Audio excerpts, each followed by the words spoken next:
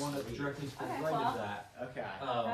That's an that looks 11 better. as well. There's a 10. There's I've only ever, I've 13, never really even there's tried this. another 10 and 9. Oh, in there. oh wow. All on this one boulder. It's massive.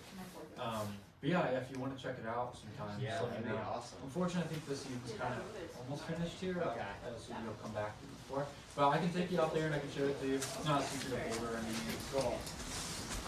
Yeah, definitely public land, no access issues at all. That's literally right by the T-wall parking lot. That's sweet. Not hiding in plain sight, there's a lot of people on there. Okay. Yeah, and that's where that blue mist boulder is too, where Paul put that. Okay. Cool. Cool. Would probably fit you as well up there. Nice. Yeah. Nice. Yeah, I can show you those boulders here when I come back and you want something new to climb on, there won't be any weight out there. That's awesome. Yeah, but it does require like 5 pads for water climbing there. It's pretty I tall. roll with like 7 to 10. Nice. Perfect, well there you go, yeah.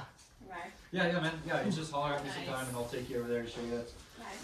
It's a really good board. I think you can climb really well on that stuff. Cool. You're fucking strong on crimps, and there's actually some really hard crimps on there. That's why Paul put that boulder up, because nobody else can like crimp, in the south. Okay. Everyone's like, ugh. Yeah. So yeah, Paul can crimp. he can, man. He can. I was out there with him in South Africa, and he did that Black Eagle boulder, V15 crimp, Okay. and I'm like, this dude still got it, man. It's crazy. Oh yeah. Yeah. Yes, but really crazy after like the back surgery and stuff. Absolutely. Everything you went through, yeah. Yeah. Yeah, now he's like, unfortunately, like hyper. Has to video record everything. So, Okay. yeah.